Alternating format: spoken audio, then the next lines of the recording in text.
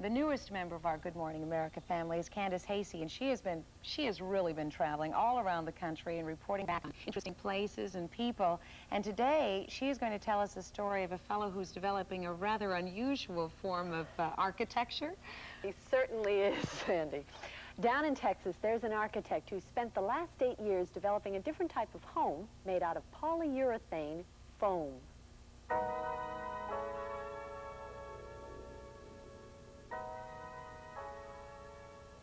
Whether it's a log cabin or a mansion, chances are your home has some form of the traditional 4 walls and a roof over your head.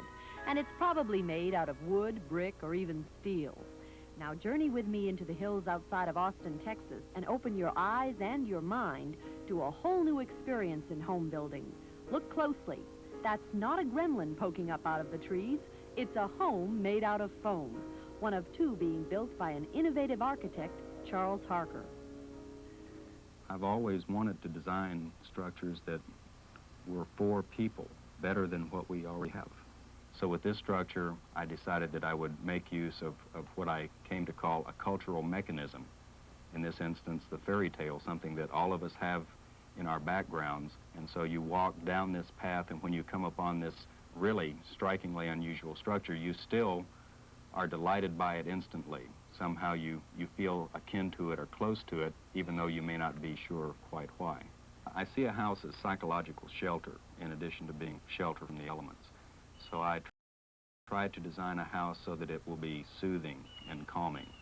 And the forms in the house are designed much like music, so that they form flowing lyric patterns.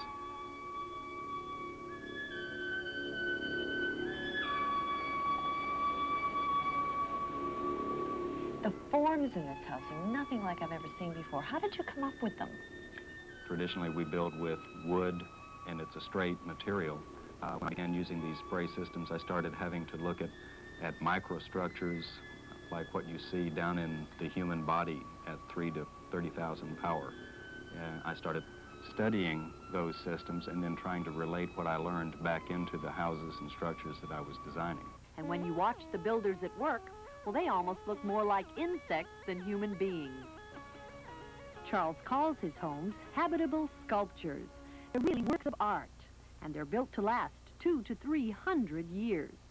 This is not a conventional door. No. It's hidden. How do you get in? Right here, this section of wall pivots open. Terrific. What is this? It's a 14-foot high headboard. It's oriented toward the west so that the setting sun shines through those openings at the top up above. How did you come up with this idea?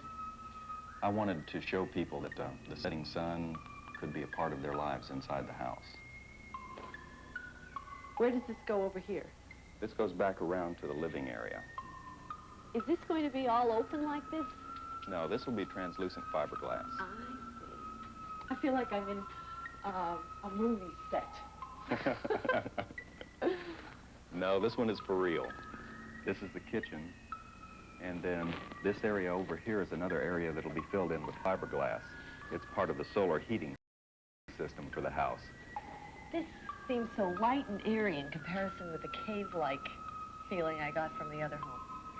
Right, I was trying with the 2 structures to show that you could use the same vocabulary of forms and achieve 2 completely different effects. You've done it. There's no question about that. Now, where does this go? This leads back into the living area.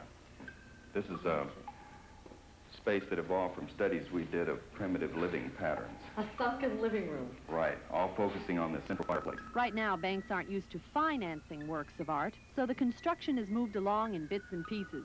But for Charles Harker, the dedication is all worth it. I began wanting to be an artist and wanting to be a sculptor. And my only reticence about that was the fact that most sculpture seemed so small that you could walk around it, you could see it, you could take it in, and then dismiss it. If it's as large as a house, if it's something that affects your daily life, then there's the possibility that you can make art functional in a way so that it helps a person to grow and become something more than he was before. That's what I think art really is all about. That's what I'm trying to achieve with my work.